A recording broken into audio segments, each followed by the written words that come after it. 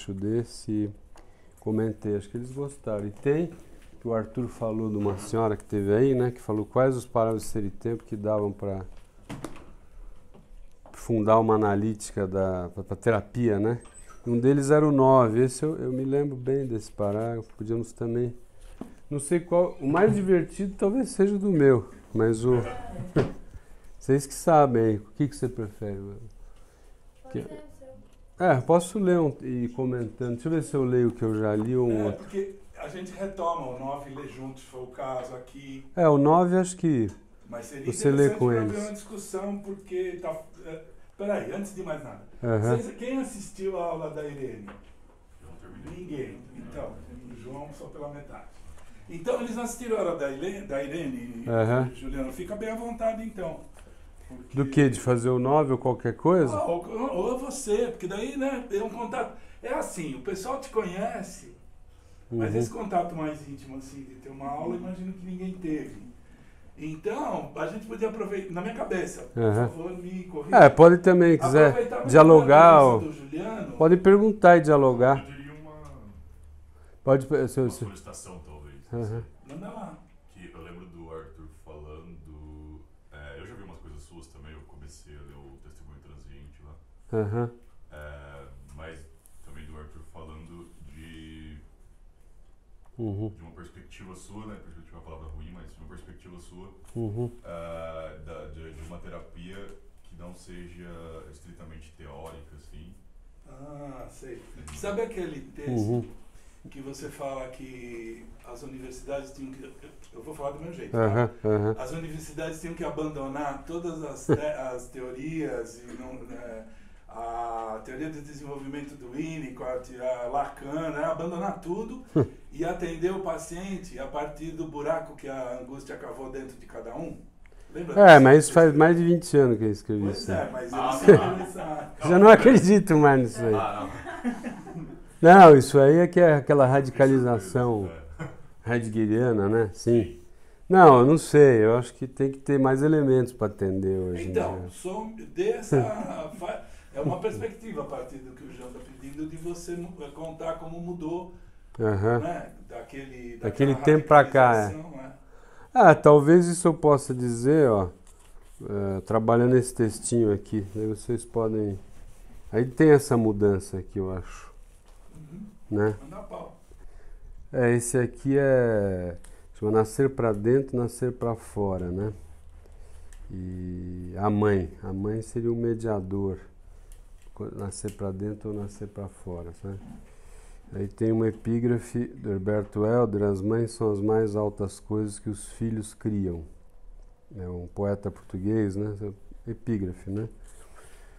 Então, há muitos anos escrevi sobre o nascer para fora.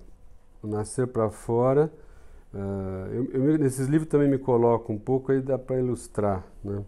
Nascer para fora foi minha certidão de nascimento e por isso foi fácil escrever sobre ele. Minha vida literária, né, começou com um texto que soletrava meu idioma natal. Era intitulado Ponto K. Está nesse livro Testemunho Transiente que ele falou. Para fazer uma alusão, o K, né, ao antimundo de Kafka. Mas o autor que usei para explicitar o nascer para fora foi o Heidegger, né? E, passaram-se 26 anos desde então. E foi só de alguns anos para cá que me encontrei em condições de explicitar não mais o ponto K, né, que é esse nascer para fora, mas o lugar A, que seria nascer para dentro do mundo ou desabar para fora do mundo, né? O lugar A é o idioma estrangeiro que aprendi a enunciar, é a terra de uma antropogênese feliz e sustentada, né? O que é uma antropogênese sustentada, né? Ou aquele negócio do jogado. Eu não teria conseguido falar a língua do lugar A sem a incorporação canibalizadora da obra desse Peter Sloterdijk, né, e da trilogia Esferas, especialmente o livro Bolhas, esse livro sobre os espaços íntimos, né, acerca dos espaços íntimos. Assim, se Heidegger me permitiu articular a questão que é nascer para fora, o Sloterdijk me possibilitou dizer o que significa nascer para dentro, ainda que para isso eu vá saquear os termos de Esferas 1, né, desse livro, e sintetizá-los, a ponto de trazer parte do sumo desta obra, né, de quase 600 páginas, em apenas algumas. Então, resumir um pouco isso aqui, né?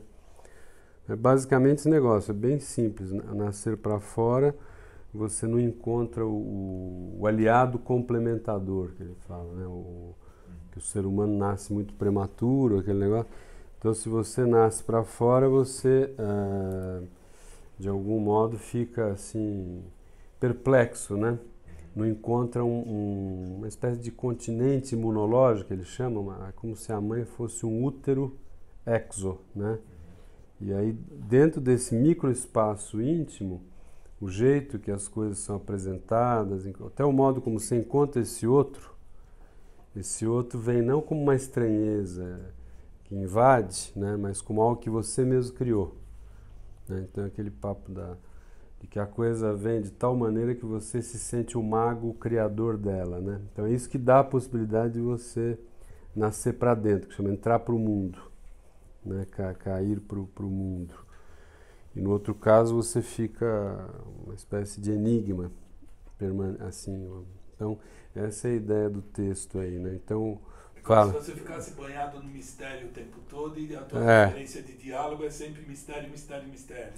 Fica assim como é que fala? Enigmatizado, né?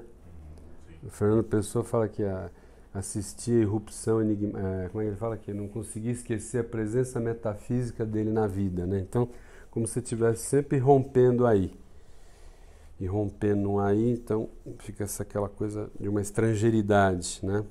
Não teve o bilu-bilu, que eu chamo, na aletheia, né? Então, que é esse movimento, vamos chamar de humanizador, né? Que o outro, o primeiro aliado, essa primeira aliança é uma complementariedade forte.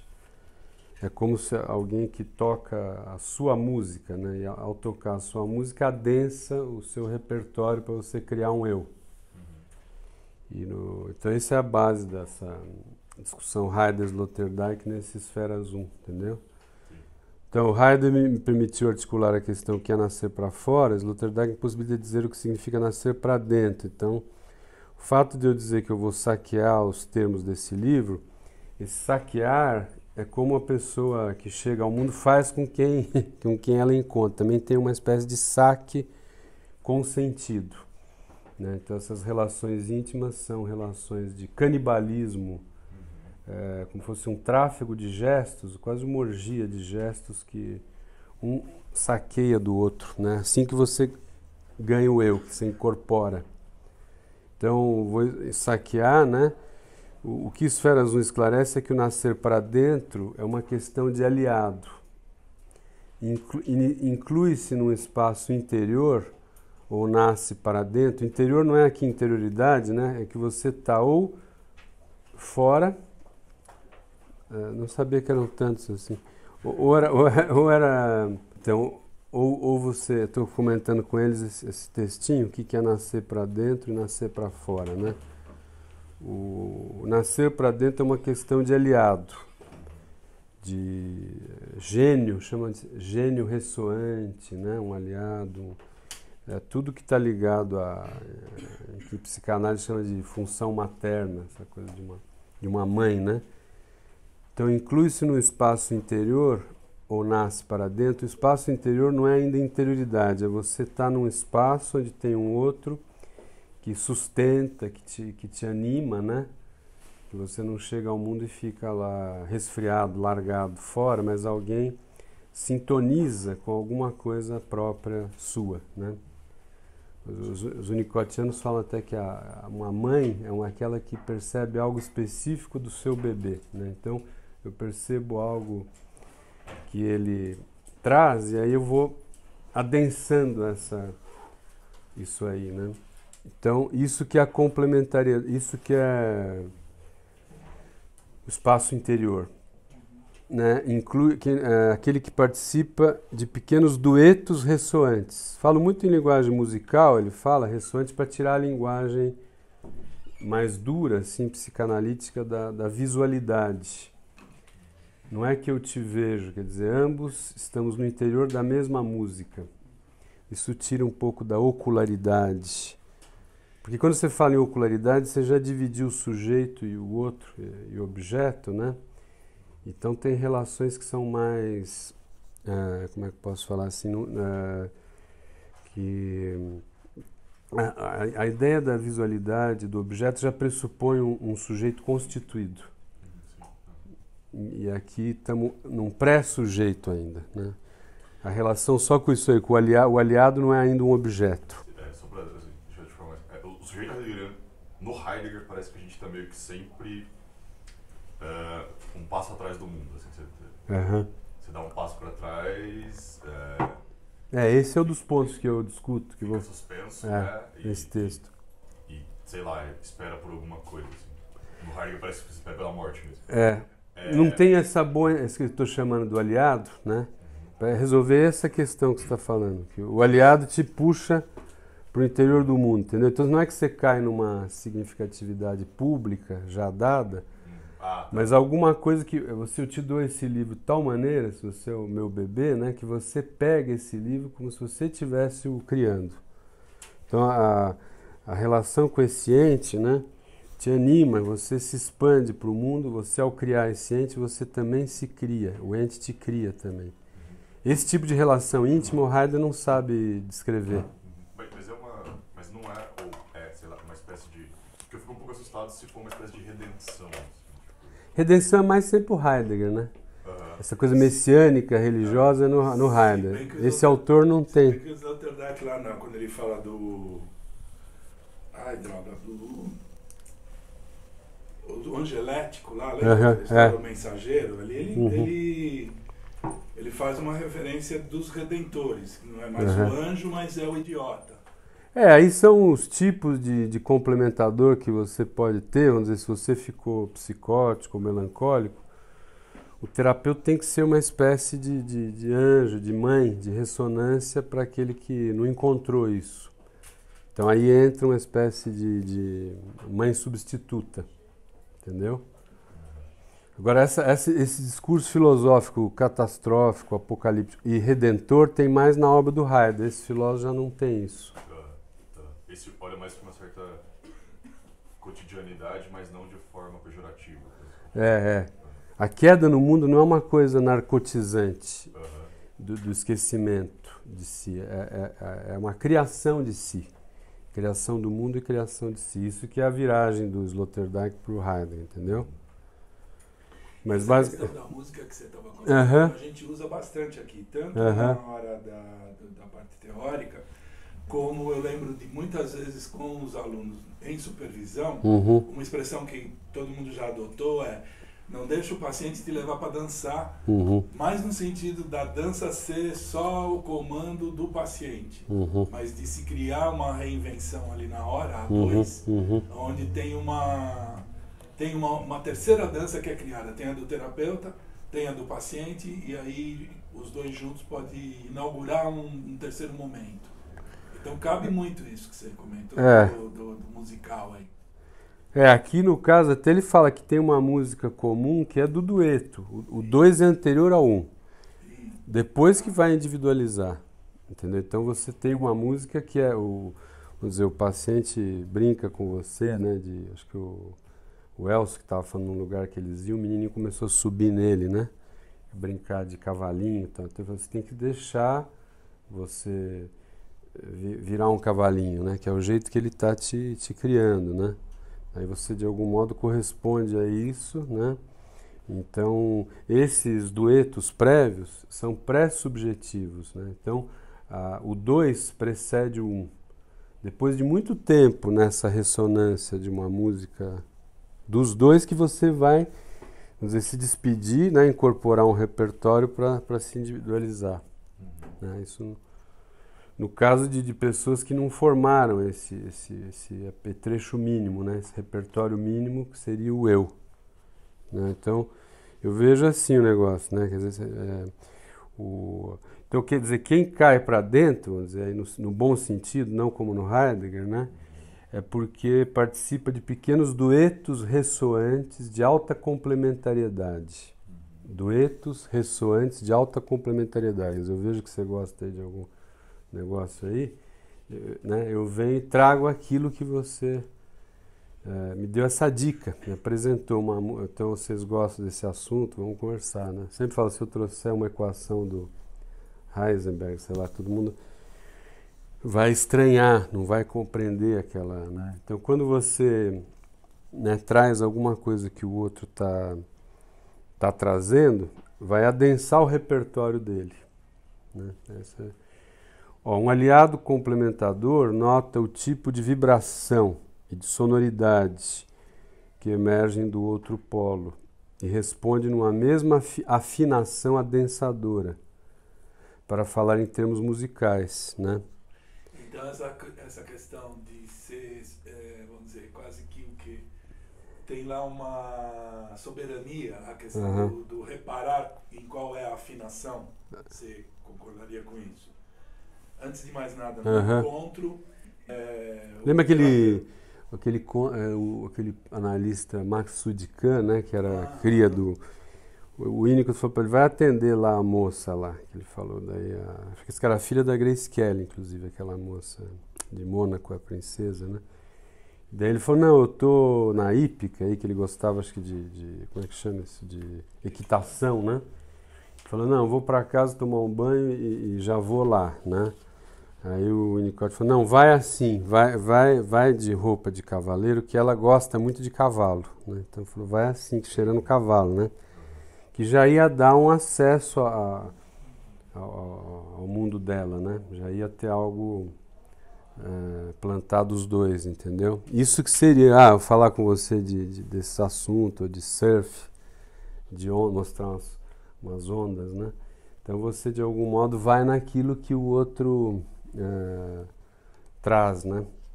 Senão você organiza o outro de um modo enlouquecedor, só por você, né? Fala, meu filho vai ser o Neymar, né? Então, aí você traz uma música exógena, né? Quer ver? Um aliado complementador nota se uma vibração exógena, uma música trocada, aborta o engrandecimento da musicalidade que surge no outro polo, um bom aliado é aquele que dá continuidade ao tom que o outro emite, a ponto de os polos se confundirem numa musicalidade una e única. Né? Mas eu escrevi um livrinho de humor que falava isso, que era né,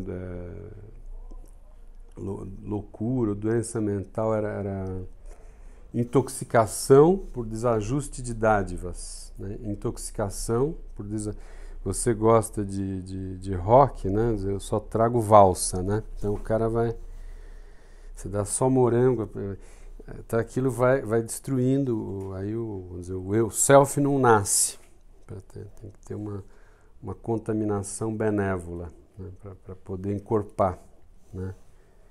Então essa que é a ideia de uma intoxicação por desajuste de dádiva, é quando você massacra o outro, entende?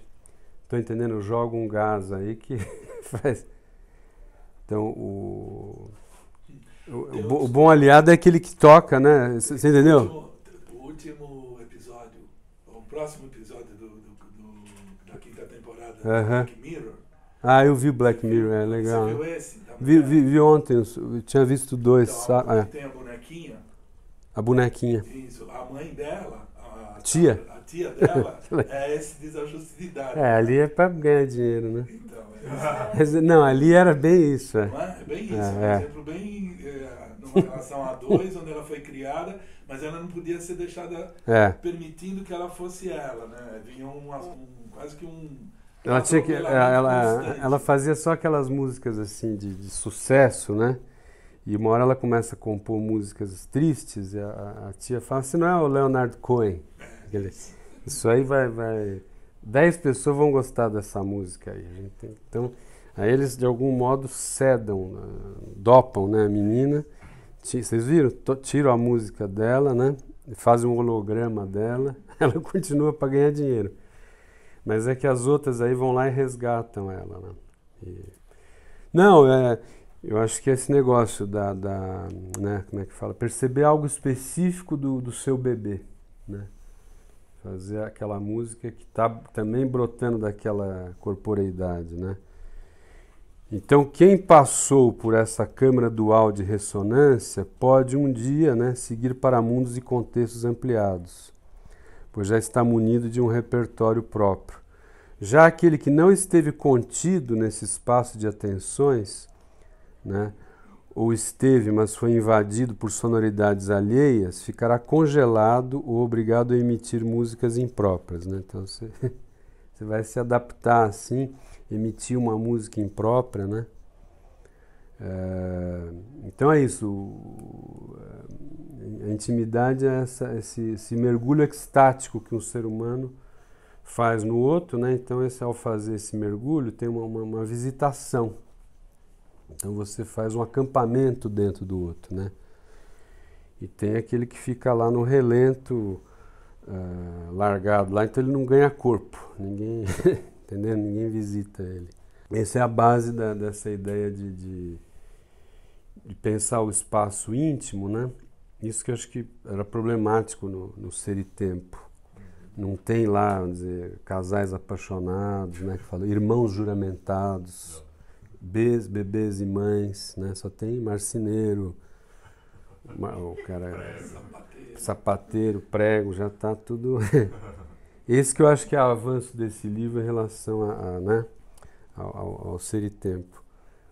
Então, de qualquer modo, nenhum ser humano pré-existe aos seus animadores e aliados. Nenhum ser humano existe antes do animador ou do aliado. Né? Então, você não pré-existe ao outro. Por exemplo, o Adão, né? Só para depois... Sim. Ele dá exemplo do Adão, o Javé faz um boneco cerâmico, fala, bom, mas por que deixou uma coisa oca, né?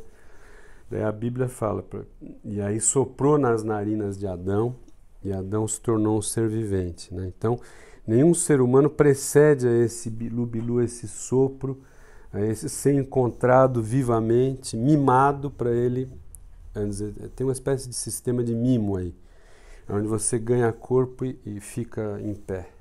Tá entendendo? Então, o ser humano não existe sem o aliado, sem o animador. Chama animação isso.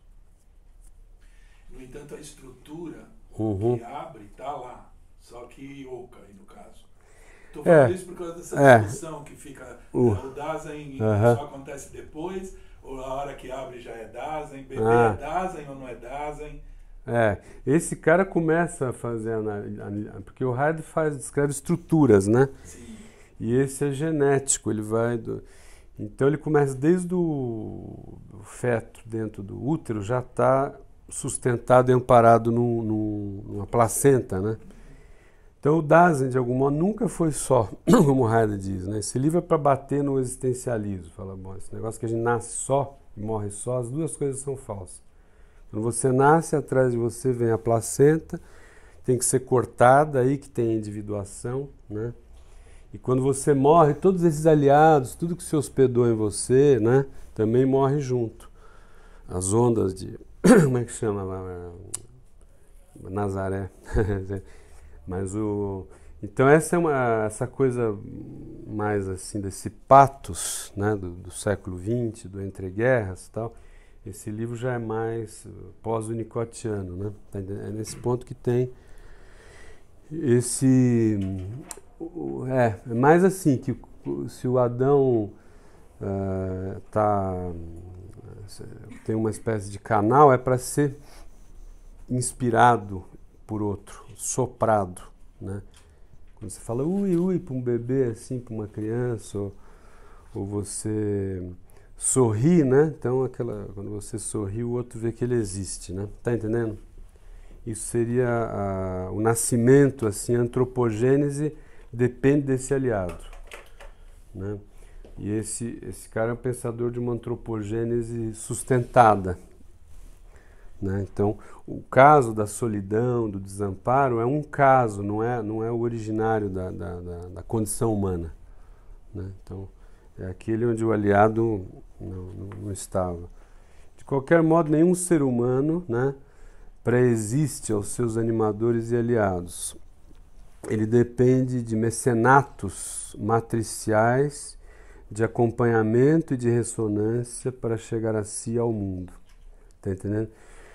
Sem as boas temperaturas de um sistema de mimos e acompanhamentos, há o risco de contrair um catarro ontológico incurável. Né? Catarrinho ontológico incurável. Se você não encontra essas boas temperaturas desses mimos e acompanhamentos, você contrai um catarro ontológico, nas palavras de Sloterdijk, em O Sol e a Morte. Né? Eu gosto dessa expressão aqui, de zanzar por aí carregando um não maior que o mundo. Nas palavras de Cioran, né, que ele fala. Como é que ele fala? Eu estou aqui como todos vocês, mas carrego um não maior que o mundo, eis o infinito da melancolia. Né, uma existência espectral, em negativo. Né? Às vezes pode ser... ele fala, tem um livro, né, Inconveniente de Ter Nascido, Cioran. Quer dizer, a questão... Alguns encontram um inconveniente ao nascer, né, e outros encontram uma notícia boa. Depende dessa coisa que eu falei para vocês, daí é lotérico, o aliado. É um acaso, né? A gente não escolhe aonde nasce. Como a escassez de cuidado, né? Isso tudo é o que chamam em psicanálise de cuidado, né? O Heidegger fala da cura, tudo, né? Mas não fala desse cuidado propriamente interhumano, assim, nesse sentido do início, né? Onde você tem que emprestar seu ser para o outro existir. Né? Isso ele não tem. O Heidegger desprezava muito as ciências humanas, né? E essa coisa da psicologia. Esse cara leu muito essas psicanálises de autismo, né? Dessas crianças autistas, o tratamento clínico. Então, acho que ele já incorporou coisas que o Heidegger não sabia, entendeu? Então, como a escassez de cuidado, né, e a rarefação do sopro de atenções extáticas, né, eu envolvo o outro, a minha filha, digamos assim, num sopro de atenções extáticas. Né? Eu mergulho assim, para acompanhar. Eu costumo falar do pai vendo o menino jogar bola, né, que ele chuta, o cara chuta junto. Né? Quando você chuta junto, você está extaticamente lá. Você sai de si para... Né? Como eu falo um poema do cara que ele cita aqui, se eu estou nervoso, eu ponho uma maçã diante de mim, logo eu descanso nessa maçã, que tranquilidade. Então a gente é capaz desse voo extático, essa imersão abissal no mais próximo, isso que é intimidade. Né? A gente, a foto inicial desse livro, que é o menininho lá criando a bolha de sabão, né? O menininho faz então a bolha de sabão, ele tá nela, o ar é dele mesmo, não é uma coisa estrangeira, né? A bola é ele mesmo. E ele acompanha ela, extaticamente, ele sai de si para acompanhar a bolha de sabão, ele torce para ela não estourar. Né? Então nessa torcida, assim, ele sustenta ela nesse voo, ele se expande animicamente para o mundo, ele fica feliz que ele cria ela cria ele de volta, ele ganha corpo. Como eu falo do heideggeriano, que ele toma uma bolada de handball na cara, não a bola que ele inventou, mas ele toma a bolada e assusta. Entendeu? Então dá aquela... Essa é a diferença entre criar, né, o ente, né, ou você de algum modo se descobrir jogado aí ao pé das coisas e dos seres, né, sem a hospitalidade do aliado. Mas, mesmo esse jogo pode adoecer de tal forma que aí, estou me lembrando, né, tá super no noticiário de hoje, um pai que criou a filha e quando ela estava para partir ele não suportou, foi lá e matou quem estava Sério? Matou o namorado, o pai e a mãe. O pai, a mãe e aí o namorado vieram na casa dele para pedir a mão. Parece que essa é a história. Aí o pai sai armado e mata todo mundo. Quer dizer, ninguém vai levar minha filha. Isso aqui que eu criei, não. Então, aí já é a lei do Bolsonaro também, de ter arma em casa lá. O cara acordou meio... É insuportável para ele ficar... Quer dizer, estou fazendo uma análise bem rasa. Né? Não, pensando nisso, tem que saber dizer adeus, bolha, né? Aí você fica puto porque a bolha estourou, porque a bolha está indo longe, né? E não suporta que a bolha vai para longe de você. Aqui tem essas relações íntimas incorporadoras, né? Uma hora elas terminam para você seguir. Pois é. Né? Aí você pode ir embora só, né? Então, não é igual quando vocês fazem AT, né? Esses caras que estão velhos, assim, com a minha idade, com a mãe, né? No supermercado, né? Aí você vê que ali não deu certo o negócio. Tá? Quer dizer, a mãe é um negócio para durar pouco, nesse sentido. Depois ela segue existindo em você, né? Então, como há uma escassez, né, de cuidado e a rarefação do sopro da tensão extática, né, envolver o outro numa tensão, né, então o outro está, vamos dizer, num espaço interior, né. São um assunto lotérico, o ser humano tanto pode acontecer e chegar a si, como ficar congelado e extraviar-se, né, de si e do mundo. Tudo depende da hospitalidade do aliado e da imersão, está vendo? Uma imersão no halo da atenção envolvente. E o que é um aliado hospitaleiro? Um aliado hospitaleiro é aquele que permite ser devorado, canibalizado e criado pelo outro polo no dueto bipolar. Né? Quer dizer, você está gostando disso aqui, pega essas palavras, né? Morde elas. Né? É isso que dá o corpo. Né? Então, eu não posso acusar de como é que fala, que você está pegando as coisas de mim. Não, exatamente eu estou ali para você pegar, né? É nesse sentido. Então, o aliado hospitaleiro permite a confusão no tráfego de gestos e todo tipo de mergulho extático na área surreal da intercorporeidade. É uma não usa mais o termo intersubjetividade, né, como falava na fenomenologia, né, que fala consubjetividade. O início é uma consubjetividade originária, é o 2 em 1. É um outro modo de ver o ser com, né? Radicalismo. Radicalizado, É totalmente com, né? Então, o aliado hospitaleiro é aquele que proíbe o uso do termo objeto para designá-lo e que não vê plágio e roubo por parte do seu em frente, digamos, né? Nos duetos originários, o roubo é consentido, pois o outro é simultaneamente outro e minha própria obra, isto é, eu mesmo, né? Aquele negócio da bolha de sabão. Sou eu mesmo, né? O paradoxo winnicottiano, segundo o qual encontro com um ente que é experimentado como minha própria criação, garante tanto estender-me na direção do mundo como um preenchimento não alienado de si mesmo. Então aqui também no início não é necessário que haja uma alienação, como Heidegger e Lacan, né? Quer dizer, se eu crio a coisa, né? E de algum modo eu estou mordendo essa coisa que eu crio, eu estou nascendo segundo o meu gesto. Eu não estou me falsificando, por exemplo, falar, olha, eu não encontrei ninguém emitiu minha música, então eu falo, bom, agora eu sou um advogado, né? Eu me dependuro no imaginário, né? Numa imagem, e aí vou ficar com aquela instabilidade paranoica, né? Então, no Winnicott, nesse tipo de coisa aqui, não é que você nasce extraviado, equivocado por uma imagem, né? Aí tem a discussão com o Lacan e o Heidegger também, essa coisa né? Enfim, isso aqui tudo tem 1000 consequências, né? Então, estou dando uma geral assim, né? Então, se o encontro com a alteridade, o estranho, né, doa o oco, o vazio e a retração, é o que você falou, que o Heidegger é aquele homem do fusquinha que dá ré para trás, né? Ele está sempre retraído, né? O oco, a estrangeiridade, né, tem a ver com você recuar, né? E essa outra coisa, hospitalidade, tem a ver com você mergulhar. Ou mergulha para dentro ou recua para fora, né? Se o encontro com a alteridade e o estranho do oco, o vazio, a retração, o encontro com o ente criado concede o preenchimento e a territorialização, tá vendo? Territorialização, ganhar corpo, ganhar território. Né?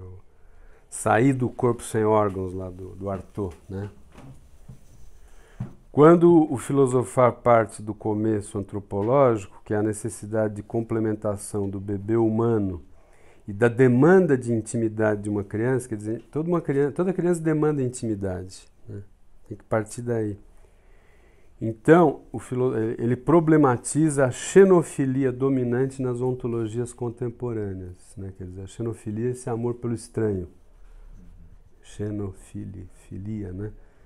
Assim como o paradigma. Então, aqui você parte de uma, como eu falei para vocês, é uma antropogênese sustentada, alegre, exuberante, né? E também você sai fora do paradigma, sai fora tanto do desamparo, né, quanto do paradigma subjetivo da filosofia moderna. Você não parte mais do sujeito e do eu.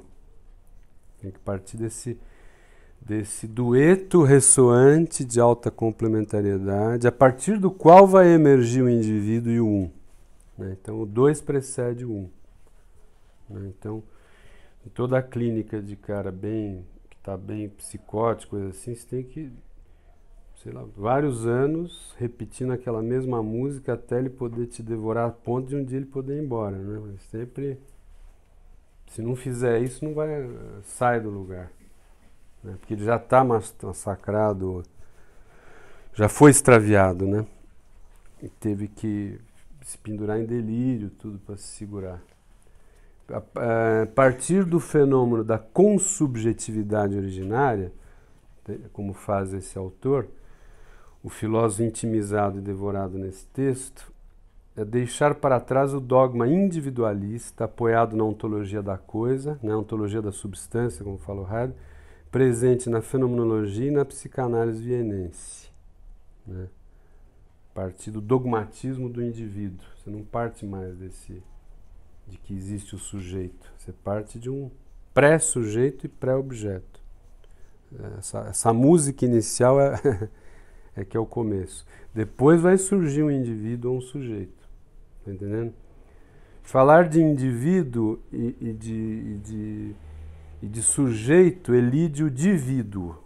O indivíduo nasce do divíduo. Nasce das visitações e das lentas estadias de hóspedes duradouros. Quer dizer, o indivíduo vai nascer dessas visitações, desse tráfego de gestos, desses roubos incorporadores, entendeu? Isso aqui é muito... assim, é aí que cria uma interioridade, né? Tá entendendo? A própria interioridade humana, ó, é o precipitado de um encontro. Então, aquilo que você que vai carregar foi o precipitado de um encontro, né? Então esse encontro é real, que eu falo, não é imaginário. O encontro é real, ele é incorporador. Os homens ocos, né, os pastores do ser e os corpos sem órgãos ganharam o vazio de aliados indiferentes, sequestrados, desatentos e donos de mamilos e de halos proibitivos. Né? Então, quer dizer, o vazio e o nada é uma concessão do outro. Né? Para alguém enlouquecer, ensinou o psicanalista Harold Searles, né? É preciso um longo exercício de abandono, desafinação e desajuste de dádivas. Quer dizer, é preciso ter enlouquecido alguém, né? Como eu falo, uma mãe dodecafônica, né? Bom, sem continuidade e tal. Então, você vai... Ou, como eu falei, o cara traz só morango, né? O desajuste da dádiva, né? Então aí isso aqui eu acho que é bem assim, bem concreto, né? Bem simples de entender. Isso que eu achei, esse autor muito simples. Então é sempre no duo. O Heidegger ele é mamão com açúcar, né? E diz coisas essenciais, né? Sim. É mais acessível também a leitura, né? Mas ele partiu do Heidegger, né? Entenderam? Mas vale a pena ler esse livro, tem a tradução. É sempre no dueto que se decide o um, né?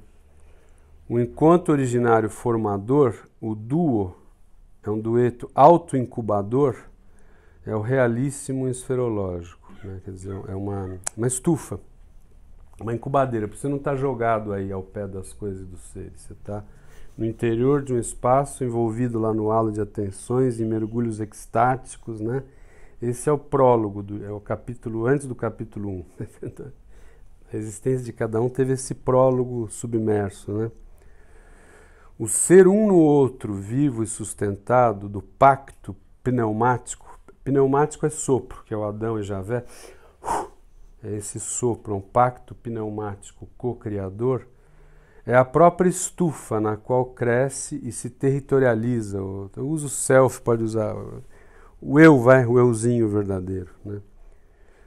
Então, se um aliado devotado, né, e cuidador apresenta o mundo paulatinamente, doando-se nas coisas que apresenta, né? Eu dou uma coisa para me doando naquilo que eu dou, né? Então essas coisas tomam a criança, na mesma medida em que elas tomam. Ela toma e é tomada, né? Isso que é fantástico, irmão. Tem que ressuscitar uma demonologia benigna, né? Eu tomo a coisa e a coisa me toma. Isso que dá corpo. Não é que você encontra o mundo só como espeto, assim. Se você encontra só espeto, você recua, né? Aí você não pôde criar nada, né? Eis aí o segredo do povoamento interior do menino, né? Essas entidades benévolas, ó, aqui é uma frase que eu gostei muito, depois eu leio para vocês o parar onde eu deixei de ser heideggeriano. É uma frase assim, quando eu li aquilo, eu tive um... Essas entidades benévolas, fala, como é que alguém percebe o conveniente de ter nascido? Ele fala isso, que encontra, depois eu leio a frase, mamilos eudaimônicos, né, mamilos felizes, as fadas bebíveis, os caramelos cheirosos, todas essas entidades que velam sobre o berço da criança, né? Eu leio aqui em português, depois tem uma outra tradução que eu achei melhor, ó. Na tradução brasileira é assim: não está cada criança que não enfrentou o abandono convencida, como é que ele chama? João, da vantagem de ter nascido, ó, apenas porque, aqui está a tradução, não gostei, mas ó, as mamas eudemoníacas, os bons espíritos dos caramelos, né? As mamadeiras conspiratórias, as fadas potáveis, era fadas bebíveis, caramelos cheirosos, né? Um negócio assim, velam discretamente ao pé do berço para adentrar de vez em quando em seu interior e tranquilizá-lo. É assim que o bebê ganha um dentro, né? Quer dizer, isso vai tranquilizando, aquilo vai entrando, né? Esses são os hóspedes que fazem acampamento em você. Isso que dá o território, dá o si. A velar sobre o berço da criança, derramam-se em seu interior, escavando um aposento comum, repleto de espíritos associados. Vai cavando um aposento. Pegaram aí, ó, o incorporar-se produtivamente do menino, quer dizer, ele ganha corpo, ele incorpora, né, produtivamente. O incorporar-se produtivamente se faz do estar possuído por entes hospitaleiros. Já o menino que ficou oco não consegue constituir mobiliário interno. Ele fica desprovido de alma e sem saber quem é. Ele fica lá no enigma. Ele corre, ele cospe, rejeita o leite materno, né? O Arthur diz que cuspiu o leite. Cospe e rejeita o leite materno, por esse ter chegado cedo ou tarde demais, de halos pétreos e envenenados, em condições nas quais ele não pôde sentir seu dono e criador. Tá entendendo? Vomitar o leite materno, você não passa depois pro mundo. Essa coisa do cedo tarde demais, tem a mãe de uma paciente que a gente acompanha, supervisionando a minha, acompanha, ela chegou fora da hora marcada, assim, foi para uma festa e chegou, falou que ia chegar a uma, tô imaginando aqui. Chegou às 3, ela fala pra filha, você nunca chega na hora.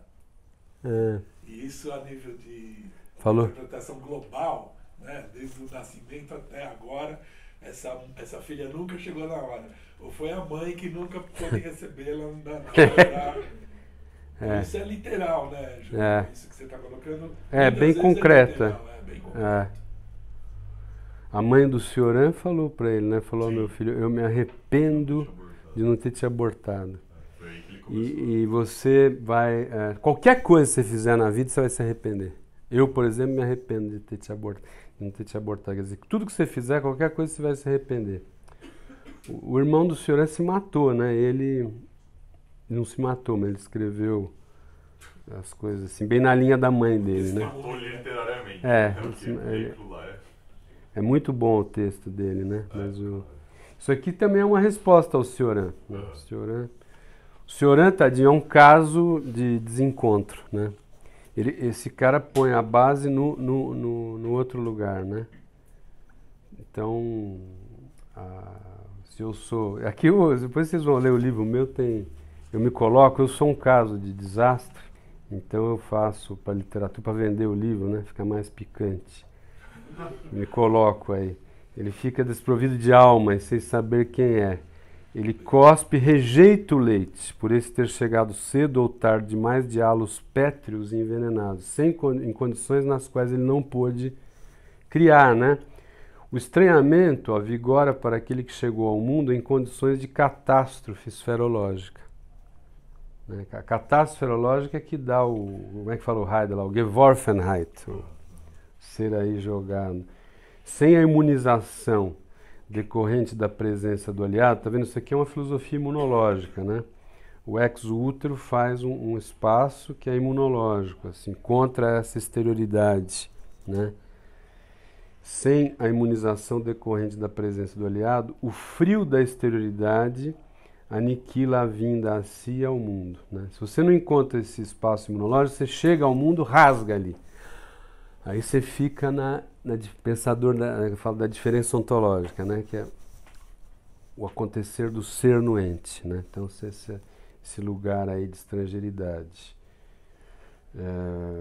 A questão da diferença fundamental para os Sloterdijk é a diferença antropológica entre estar dentro ou estar fora. Você está incluído ou está excluído. Eu instalei um lugar para poder existir e o outro me recebeu para instalar esse lugar, né? O homem é um arquiteto de espaços interiores. Então aí sem isso você não cria lugar e fica sempre chegando aí no mundo. Essa aqui é a ideia aí. O estranhamento vigora então para aquele que chegou em catástrofe esferológica. Quer dizer, o Heidegger é um pensador de catástrofe esferológica, né?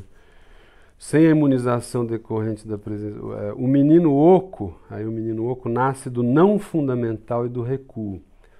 Ele pode manter aceso o grande vazio, tornar-se um mero lugar para dizer o ser e o clarão inquietante da vinda de um não-mundo enigmático, né? Que a obra do Heidegger visa isso, né? Acolha reverentemente o clarão inquietante. Então aí você...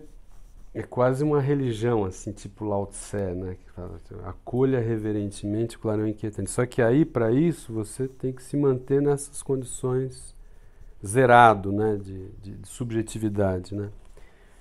Então, nesse sentido, é um pensamento de dessubjetivação para você sustentar o clarão inquietante e a vinda de um não-mundo enigmático.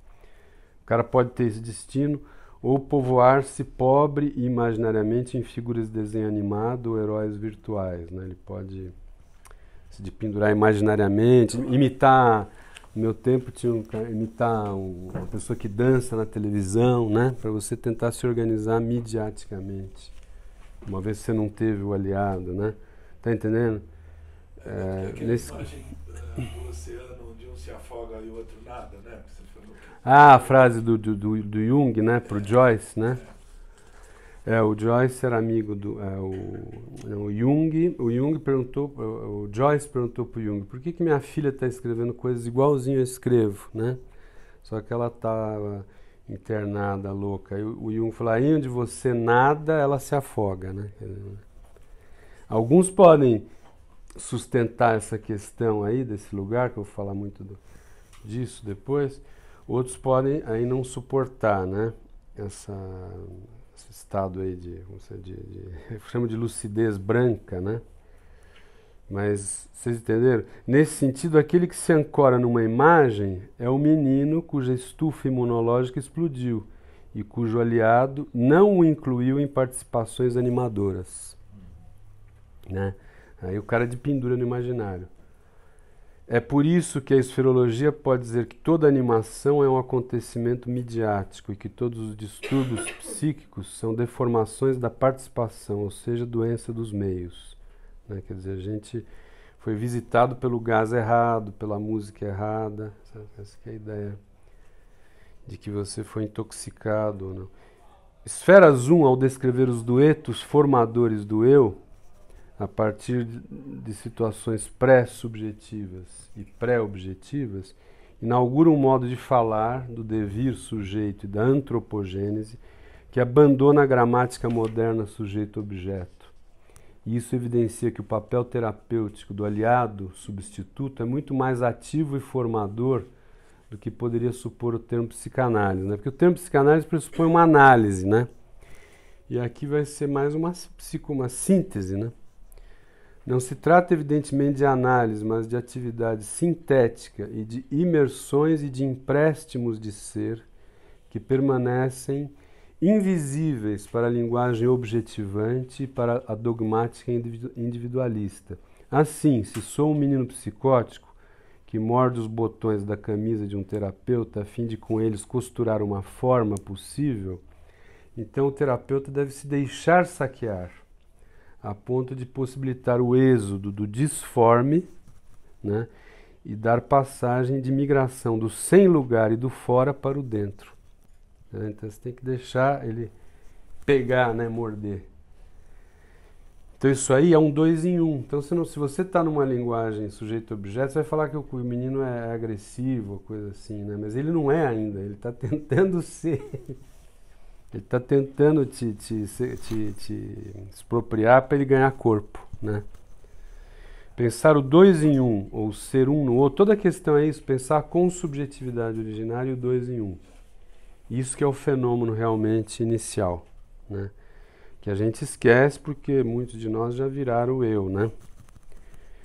E vamos dizer, estou falando uma síntese assim bem, né? E os mais doidinhos é que deu... Não funcionou direito essa esfera aí, né?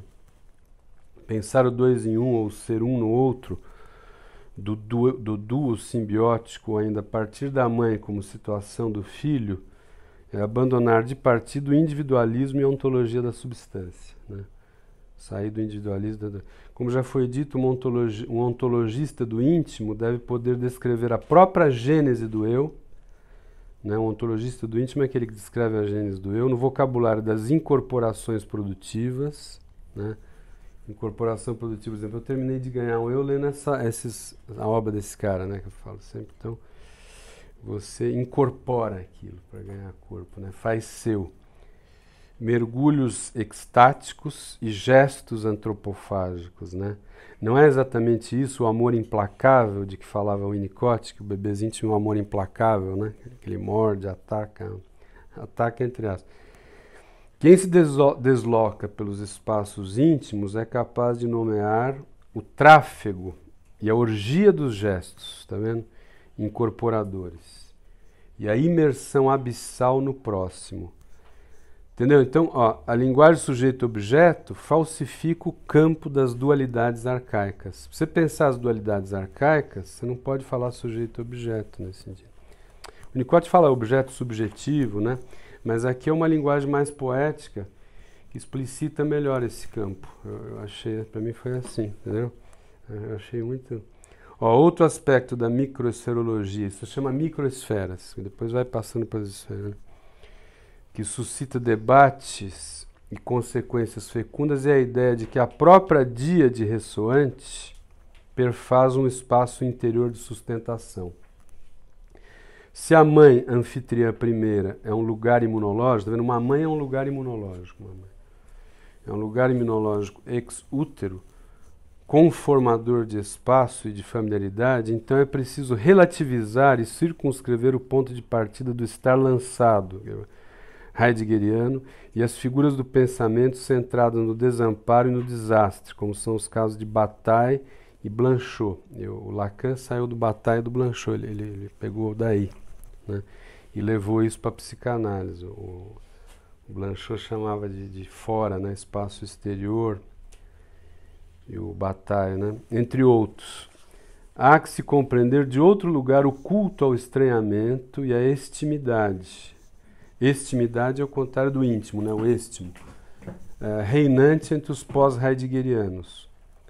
O pensamento da diferença ontológica, né, ao deter-se no rasgo da eventualização do ser no ente, a diferença ontológica é esse negócio, que o ser é diferente do ente, né? Isso aqui é tudo ente, Cadê o ser? Vocês não vão falar onde está o ser, né? O ser não é um ente. O ser é o acontecimento que incide no ente, né? Então esse pensamento que detém-se aí, no acontecimento que clareia o ente, né? Não tem repertório suficiente para pensar a diferença entre o estar exposto, o estar no puro exterior, jogado lá na exterioridade, e o estar ocupando um espaço interior. Quer dizer, ou o menininho fica Fernandinho Pessoa lá, né? Ou ele ocupa um espaço interior. Essa é a diferença aí, né? Para Sloterdijk, pensador dos mundos e do dentro, essa é a diferença antropológica fundamental. Ninguém entenderá a senha de entrada se não entender de aliados e acompanhantes. Então, o Heidegger, como é que ele vai explicitar isso? Não tem como. Por isso que sempre o ser caído no mundo é uma perda de si, é um esquecimento.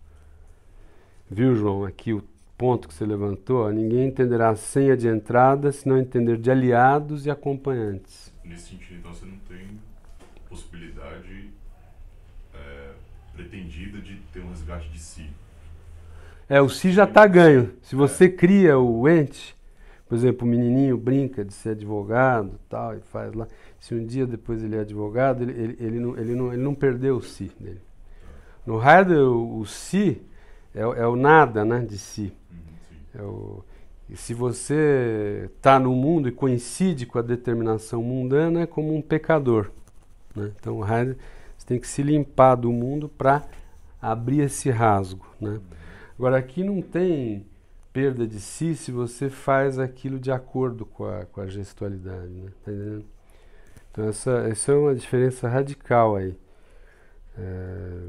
Ninguém entenderá a senha. O adentramento no mundo não coincide com o nascimento biológico, mas tem a ver com a participação em relações de proximidade no interior de receptáculos autogerados. São receptáculos autogerados. O susto e a perplexidade permaneceriam nosso anti-endereço constante e o espanto nossa única morada se o ente não viesse até nós pelas mãos do aliado. Você moraria no... Como é que fala aquele filme americano? Na Casa do Espanto lá. É ele quem, ao nomear e sorrir, né, o aliado, ao nomear e sorrir, imuniza o clarão alético com seu gesto humanizador. Né? Juliano, você acha que na partida o mesmo processo se dá? No que? Na partida? A mãe é o aliado, traz o bebê consegue, vamos dizer, um bebê que teve sucesso, assim, que conseguiu acontecer. Na partida quando dizer que ele já devorou a mãe, vamos supor, eu falo para vocês de Sloterdijk aqui. Então eu estou já longe da minha casa. Mas eu fiquei intimizando com isso em casa uns 8 anos. Não esse livro, a obra dele, né? Então, o que acontece? Você pode agora, se você levar meus livros embora, me pôr para a Romênia, eu posso falar de Sloterdijk lá. Que aconteceu esse dueto. A hora que acontece, o outro pode ir embora. Então uma mãe boa, ela tchau. Então, mas essa mãe que pode ir embora, tem uma hora que ela vai mesmo para a morte, né? Que nem o bebê que chegou do nascimento. De morrer também. Então, aí não é o filho que ajuda ela como aliado a ir embora? Aí depende se ele está com dinheiro para ver ela, né? Se não está em outro país. Hoje em dia, os velhos hoje vivem muito, né? Ficam abandonados. Quem tem dinheiro põe em clínica. Às vezes a pessoa está morando em vários outros, né, países e tal. Tem que trabalhar, então é difícil dar essa assistência final. Seria bonito, né? Mas não é assim que acontece, né? Mas digamos que aquela mãe pode morrer. Tudo que se consumou pode morrer. No caso do AT, nós somos contratados por essas famílias para fazer essa mesma bolha imunológica para assistir esse ancião partir mesmo. No caso dos idosos, para ajudar ele a ir embora. Eu concordo. Porque com o psicótico você ajuda ele a encorpar e cair no mundo. Né? E às vezes a família não quer, que se a família vê o cara florescendo... E como não quer, né? Porque eles são os que eles vivem disso também. E aí a gente briga com a família também. Eu não sei como é que é. Mas na hora de que o ancião está, até numa casa de saúde... Sim, tem que ajudar. O AT é contratado para ir lá 2 vezes por semana tal, e acompanhar esse idoso. Sim. Aí a situação do que você está descrevendo se inverteria, né? Em vez de ser para trazer, é para ir ajudando para que ele vá mesmo. Aí já foi, né? Aí vamos dizer, aquela vida já acabou, né? Vai acabando. Aí é bom também que acabe. Mas eu concordo. Que antigamente falava, o ater era mais no caso dos... Hoje em dia que está entrando isso, né? Isso aí é bom para... Você vai ter mais mercado para você. Sim. Essa coisa que é bom que acabe, o Clint Eastwood, que no filme dele fala, né? Só quer fazer 100 anos quem tem 99. Só quer fazer 100. Não, mas é isso mesmo. Outro dia eu soube uma pessoa, foi R$12.000 uma clínica lá. A família está na granja, mas não está aguentando mais a avó do rapaz que está com Alzheimer, né? E aí tem uma clínica ali perto que eles podem visitar, está 12 mil. Você imagina o nível da... Quanto dinheiro você tem que ter hoje para dar um final digno, né? Mas aqui, tô quase chegando na parte mais divertida. Só para fechar o que você está falando, a chegada, se for o plano de saúde, também é 15, 18, um bebê chegando. É caro, É caro ir embora e é caro ficar, né? É caro chegar e é caro partir. E vamos combinar, é caro permanecer também. Aí já é o Gestel, né, que o Heine chama. Aí o mundo já está hipertrofiado, nós estamos hoje ele chama tecnosfera, né? Palácio de cristal. Nós não estamos mais a céu aberto, nós vivemos dentro de um desenho técnico, né? E mesmo o fim de semana na praia, de algum modo, você tem os meteorologistas, né? Os climatologistas. Hoje você vê na China, em vários países, o problema é a atmosfera, né? O negócio da poluição, né? Tem que controlar o ar, Então a gente existe no interior de um mundo artificial, né? Então isso aí que é a nossa realidade, né? Então, onde é que eu estava aí? Então o aliado é aquele que vai dar o bilu-bilu, que eu chamo. Bilu-bilu na aletheia, né? Se este for sintônico e correspondente, o outro polo experimentará o ente que toma nas mãos ou põe na boca, não como uma mera coisa diante dos olhos ou um utensílio, mas como uma criatura sua, vivaz e pulsante, animada, né?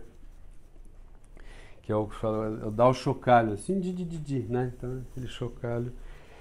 Seres humanos são migrantes que, por chegarem prematuramente do interior materno, dependem de seres que emprestem seus próprio corpo, para que esses, como pequenas arcas e escudos íntimos, controlem inclusive o quantum, o volume de mundo que pode entrar no interior da célula de intimidade, né? Até a luz do sol, a mãe faz um escudo.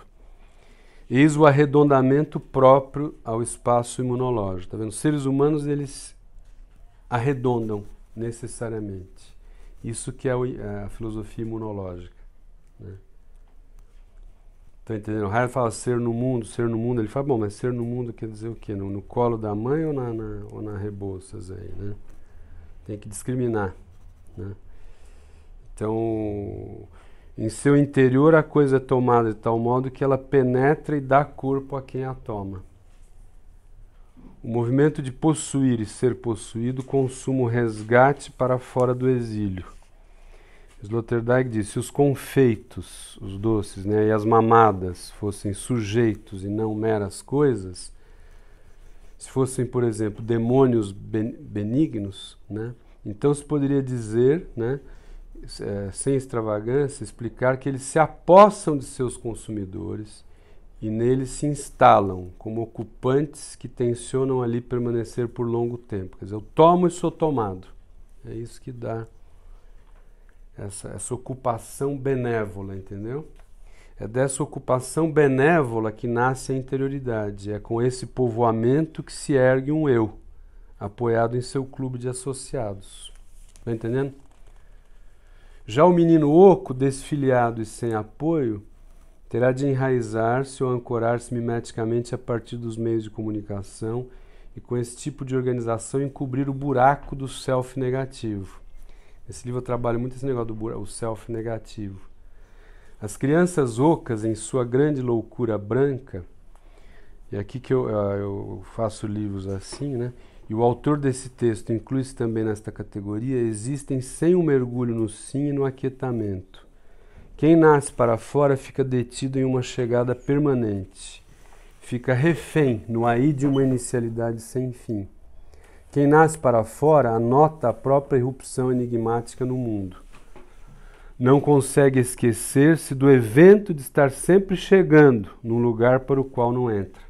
O Heideggeriano, você fica sempre chegando para um lugar no qual você não entra. Você está sempre chegando, sempre aquilo que ele falou, a perplexidade, o susto. Né? Isso que é guardar o ser para o Heidegger. Só que, na verdade, guardar o ser, em certo sentido, é ser incapaz de fundo no mundo. Né? Então, esse é o paradoxo. E quem é bom para uma coisa não é bom na outra. Né? Então, o Heideggeriano é bom para recuar. Esse aqui é bom para mergulhar. Suspenso numa retração de quebrar o fôlego, diz apenas de uma movimentação extática, mas não sabe contar de uma localização inclusiva. Essa movimentação extática, mas não sabe contar de uma localização inclusiva. Sem pai ou mãe para se originar ou para começar a costurar um dentro, assiste à própria eclosão no clarão inquietante do aberto. Assiste à própria eclosão no clarão. Filho do nada, né? Não filho de pai e mãe. Você irrompe no aí. Topa consigo mesmo no aí.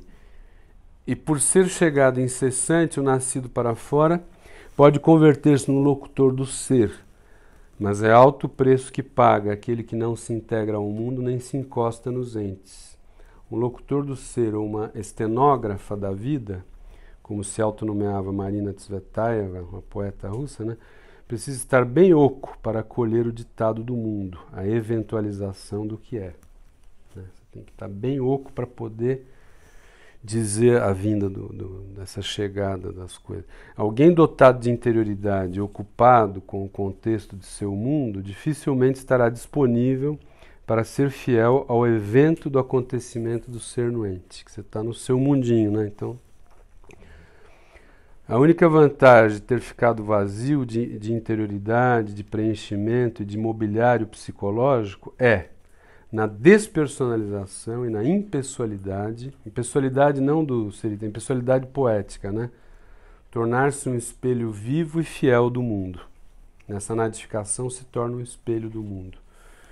Vantagem bem entendido para o ser e para a poética do serviço, mas não para quem permanece oco e suspenso, aprisionado no umbral da movimentação do ser. Esse fica privado de uma vida biográfica e é mero lugar de revelação. Aí vem a parte que eu ponho biográfica, que é mais assim como eu falei para dar o tom, né, meu livro. Aí, se der tempo, temos mais 20 minutos, eu leio um pouco, aí se quando... Aqui eu me coloco aqui, né?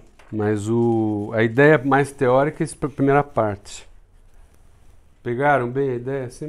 Esse negócio aí do 2 em 1, né? O ente é criado, você cria o mundo, cria a si mesmo. O encontro é real, essa coisa incorporadora, tráfego de gestos, aí que... Né? Aí isso aqui é mais a parte, então, para vocês se divertirem. Aqui. Esse livro seu encontra em livraria ainda ou está só no... Tem na Livraria Cultura, na Vila, e tem na Editora Ubu, chama Editora Ubu, lá tem no site também. Esse texto que você leu está no Testemunho Transciente? Não, chama esse livro Recusa do Não Lugar. Ah, é o novo? É do ano passado, é. Tá. Esse que você leu agora é o Recusa do Não Lugar. É, tô lendo esse. E esse que tem aqui audiolivro? Audiolivro são só fragmentos dos livros velhos. Tá.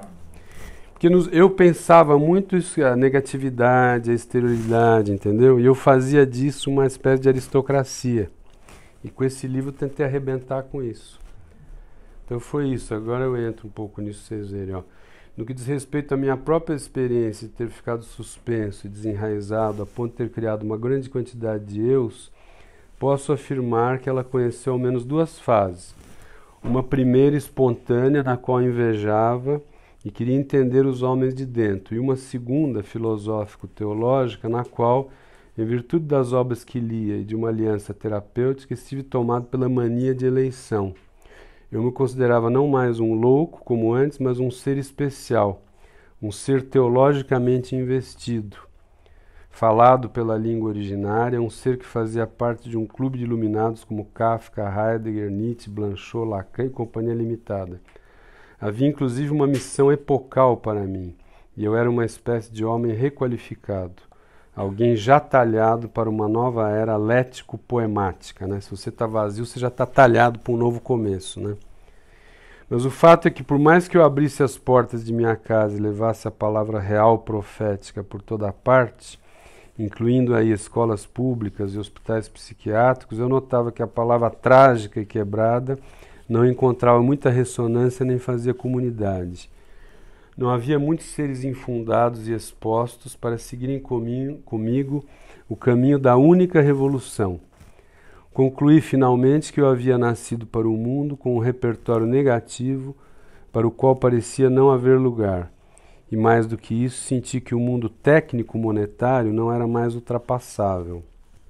Após um ano em que apenas um aluno me procurava, as goteiras espalhando-se pela casa, o saldo negativo, aí o negativo no banco, e o rato que tive de matar para defender o território da cozinha, acordaram-me do delírio e libertaram-me do mantra hipnótico, do estranho relato no qual o desastre humano havia se convertido em privilégio, e que o conhecimento da dor e da ruína me assegurava um destino promissor. Minha revolução para fora do mundo alienado e esquecido não encontrava nenhum parceiro além de meu próprio terapeuta. De um lado, as pessoas com um eu não queriam perdê-lo. De outro, as que estavam enlouquecidas ou desabando em angústias psicóticas queriam ganhar um, mas não transfigurar o vazio e o nada para a visita do ser e do poema. Estou mostrando que esse negócio heideggeriano pressupõe um desencontro humano muito radical, entendeu? A minha pregação pós-metafísica estava reduzida às moças que serviam café no Shopping Eldorado. Eu tinha me tornado uma espécie de Mastercard de shopping center. Nesse sentido, bastou uma lufada de falta de dinheiro, essa senha para a acessibilidade ausentes, o dinheiro é o acesso ausentes, né? Para que minha revolução ontológica desmoronasse. Simultaneamente, o interesse pelas pessoas do dentro e a pergunta da juventude, qual o envelope que contém os seres humanos? Durante toda a minha juventude, eu queria entender como é que alguém conseguia existir, assim, ficar consistente, né? E eu me sentia sempre em questão, né? Sempre falo, durante toda a minha vida eu nunca olhei ninguém, eu me sentia trêmulo sendo olhado, assustado, né? Então eu só ganhei corpo muito tarde, né? E aí poder olhar o outro assim, não ficar assustado, né? Então essa coisa era, como é que alguém tem um invólucro, como é que alguém... Eu tinha essa questão, sabe? Mais moço. E quando eu li o Heidegger, esses autores, eu falei, puta, então eu já estou iluminado. Eu achava que os outros que estavam consistentes que eram, entendeu? Eram pipoca, né? Então por isso que eu escrevi esse livro, para tentar colocar essa questão, né? Então, qual o envelope que contém os seres humanos começava a tomar o lugar do elogio do desassossego, né? O elogio do desassossego é o elogio da diferença ontológica, né? E o homem sossegado e mais assim tranquilizado, ele é visto como essa poeta russa que eu gosto, ela fala, eu entro num lugar, tá todo mundo dormindo, só eu tô acordada. Ela acha que só quem não tem o eu tá desperto, né? Esse lugar da irrupção, né? Então começava a tomar o lugar do elogio do desassossego. Percebi que eu, pretenso pastor do ser, possuído pelo logos profético, não passava de um último homem com medo de perder a acessibilidade, a casa, o edredom antialérgico, o conforto.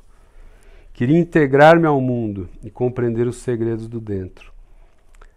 Além disso, aqui eu vou falando essas coisas, porque aqui é literatura, né? Embora seja...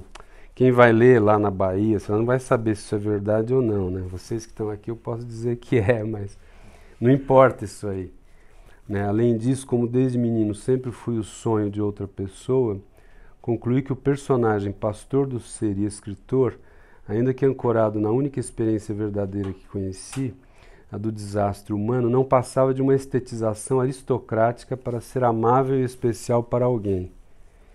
Ele equivalia, assim, ao desejo de ter um braço forte e estampar esse mesmo braço, de preferência bronzeado, uma tatuagem atraente para exibi-la nas areias do litoral norte. Vale dizer que quanto mais o escritor desmoronava, e quanto mais risível e abjeto se tornava para mim o conto do homem vindouro, despossuído já das bengalas da identidade, mais crescia em mim o desejo de compreender o mundo e o dentro. Quer dizer, no fundo ele queria ser pastor do ser também para poder que alguém fizesse alguma, né? Então, é óbvio que eu não teria conseguido formular uma filosofia do dentro, ainda mais com a amplitude e a perfeição com que a realizou Peter Sloterdijk nos 3 volumes da sua esferologia.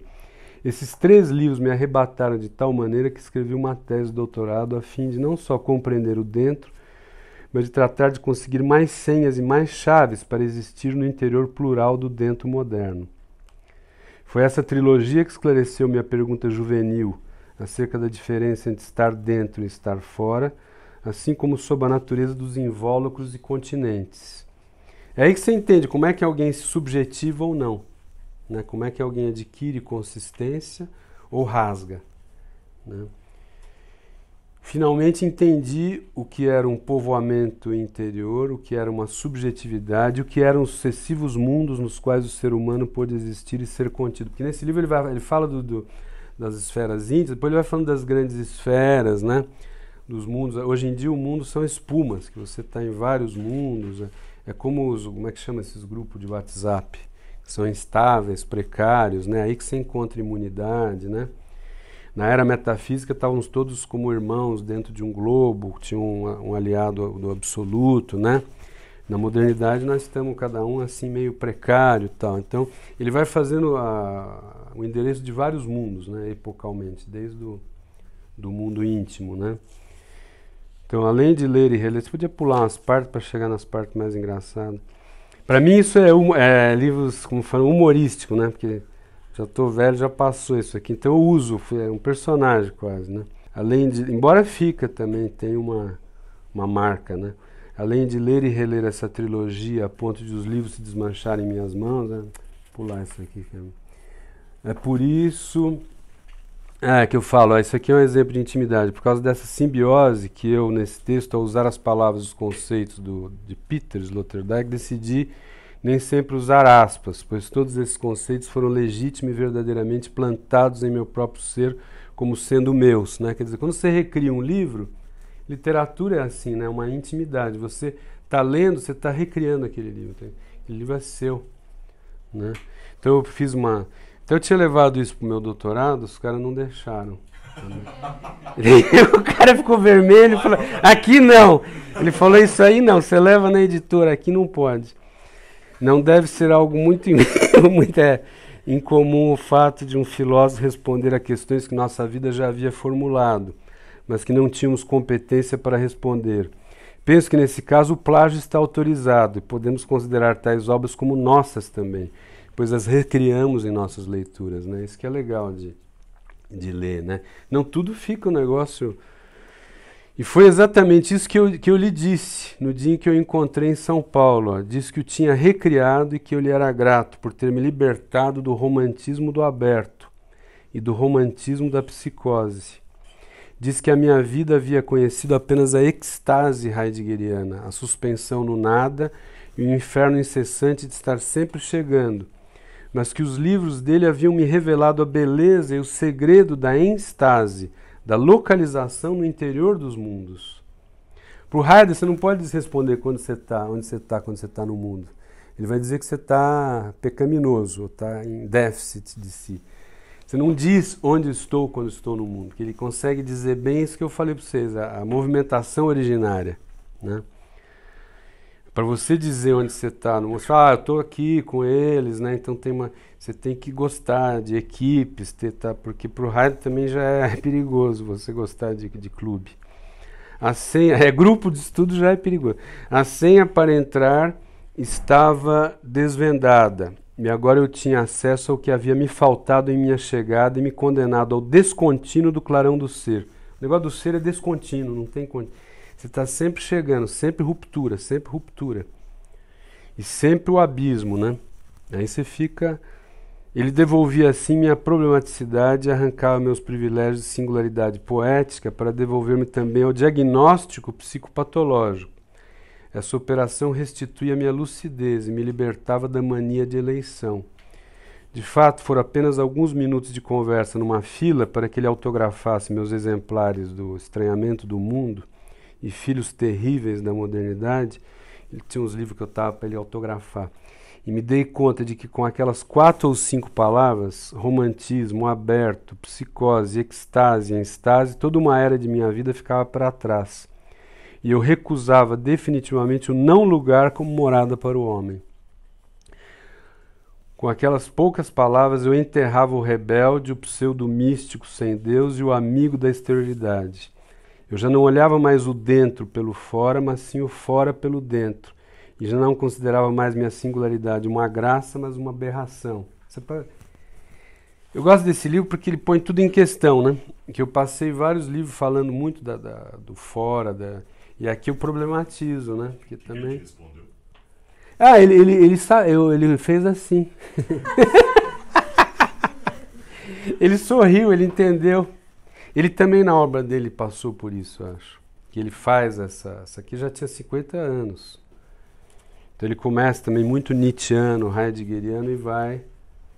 Aí ele vê que acho que o mundo hoje, a civilização é inultrapassável de algum modo, né? E você vai se reconciliando com o mundo moderno.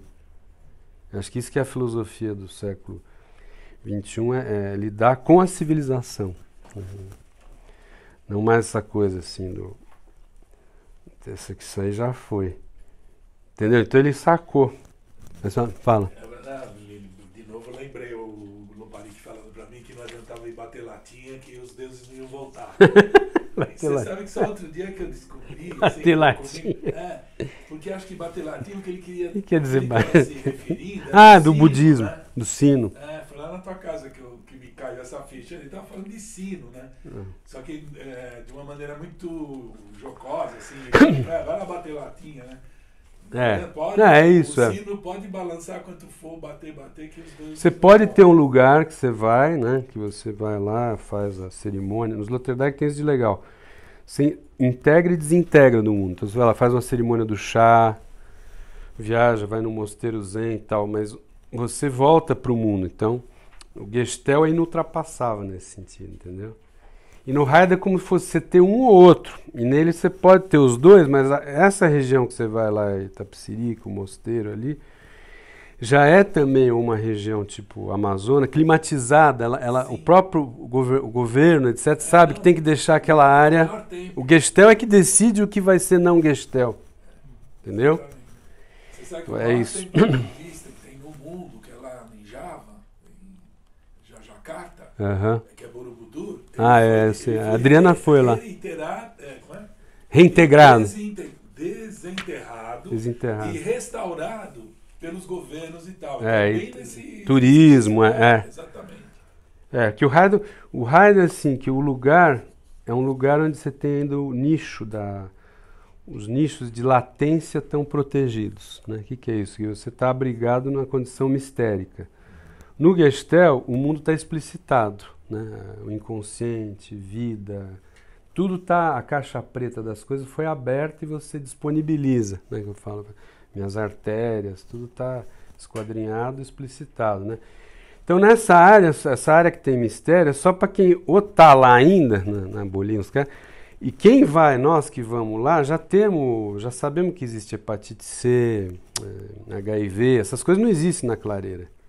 Então, esse lugar nós não podemos mais habitar, tá entendendo? Por exemplo, uma amiga minha falou, nossa, minha avó nunca fez exame ginecológico, morreu com 85 anos. Né?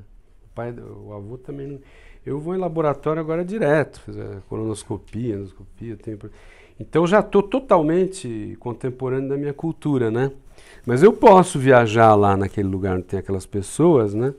Mas a latência, o abrigo na latência não se dá mais para nós, por exemplo, já perdemos a ingenuidade, a inocência, né? Tá entendendo? Então você pode ser heideggeriano de férias, né? Nesse sentido. Aí você volta. Mas é isso.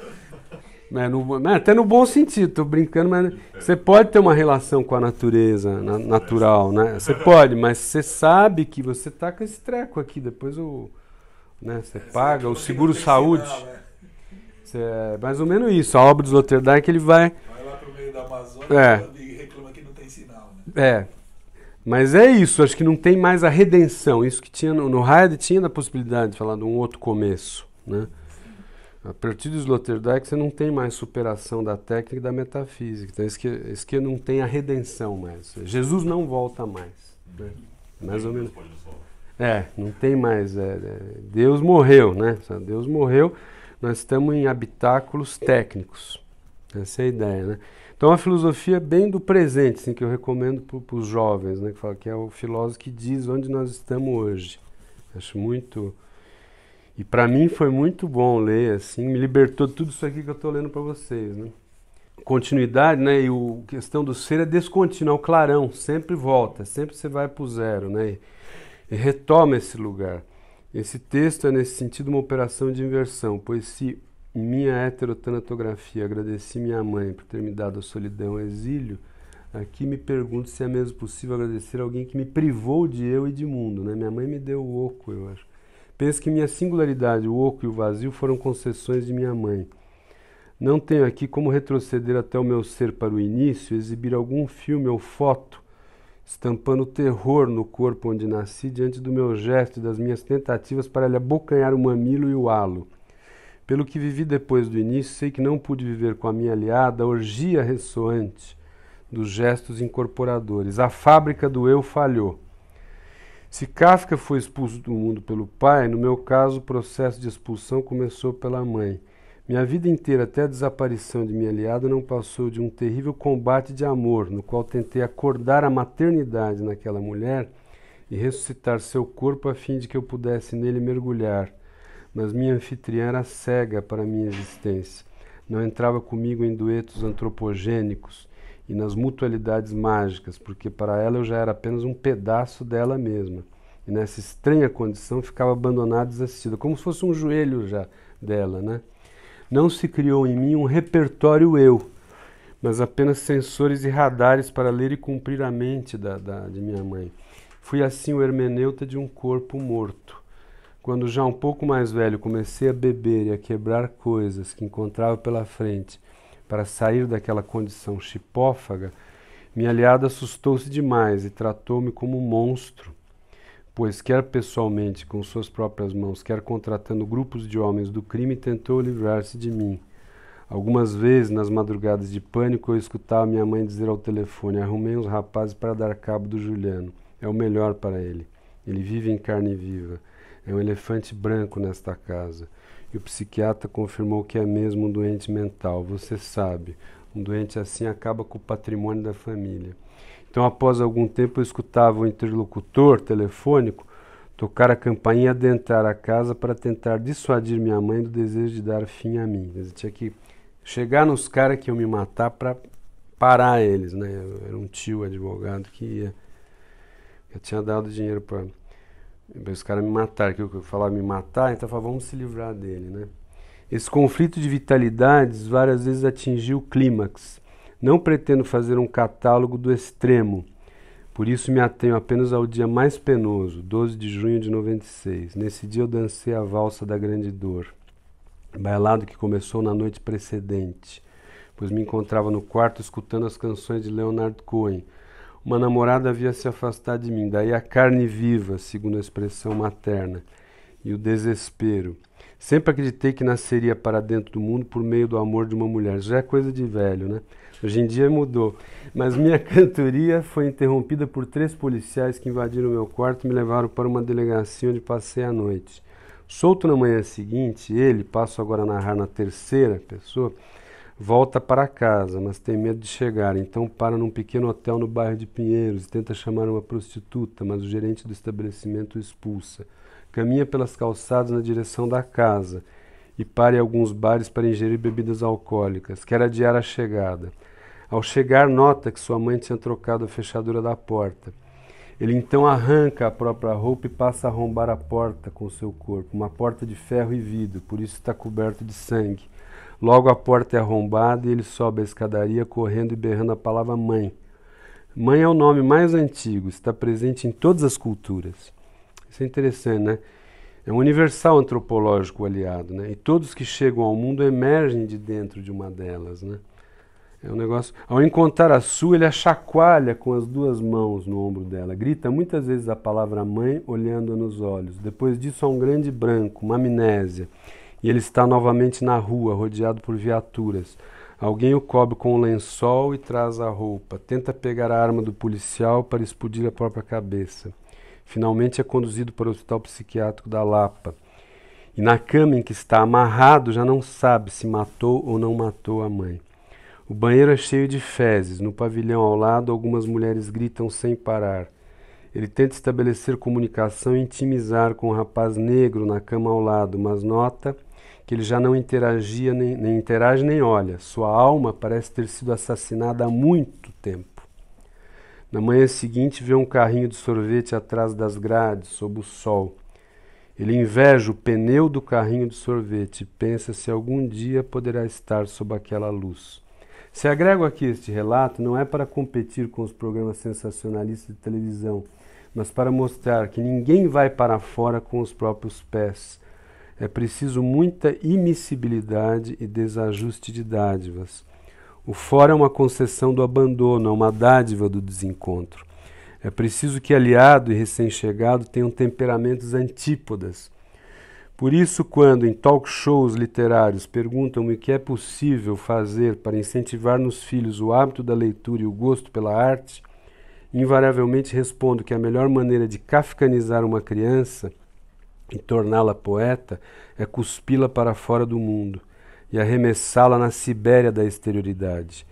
Então acrescento alguns exemplos possíveis, como o do pai que pede ao filho um livro e em seguida bate o livro na nuca do menino e diz: mas não era isso. E quando o garoto retruca, mas pai, o pai o encara friamente e ri. Você acredita mesmo que tem pai?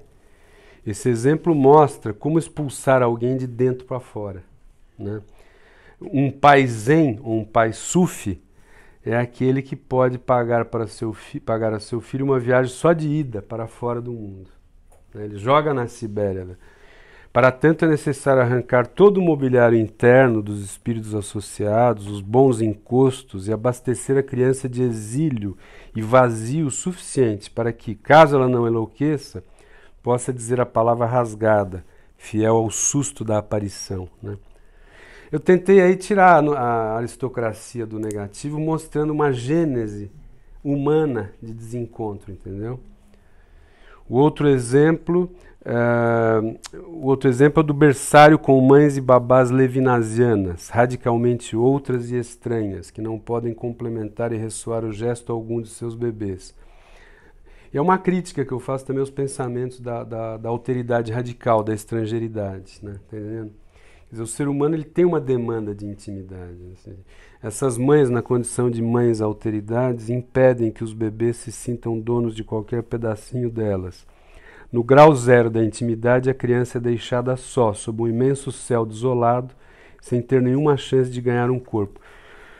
Aí vai indo, dá tempo, vocês querem ouvir o fim?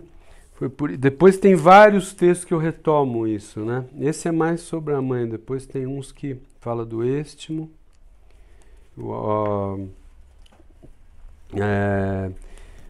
Mas vocês já entenderam, eu vi que vocês pegaram. Vocês são jovens. Eu posso ler mais um. Aí vai o fim, é engraçado. Mas faltava 2 páginas, mas acho que deu para vocês entenderem, né?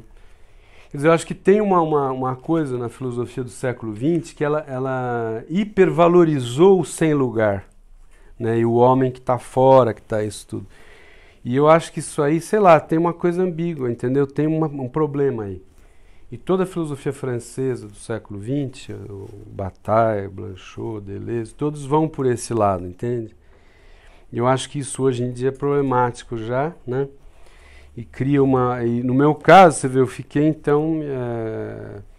fiz de uma coisa que era um desastre, né? Uma espécie de aristocracia, né? Tá entendendo? Então, de algum modo, estou problematizando meus livros anteriores, né? Mas, enfim... Depois, se vocês quiserem comprar, eu agradeço. Não, Ubu, pelo site da editora também chega. E tem na Livraria da Vila e na Livraria Cultura, eu vi. Eu falo que é bom ler, porque eles são do ramo, né? E esse livro tem um testemunho disso aí, né? O Arthur sabe. E tem coisa Heidegger, Nietzsche, Sloterdijk, tá bem. Eu apresento a obra de Sloterdijk fazendo também autobiografia, né? Então, e como você não deu spoiler do fim, deixa eles mais o fim. de ir lá. Depois eles. Se eles não esquecerem, compra lá. Queria te agradecer muito. Não, obrigado. Gostei muito. Não precisa, não.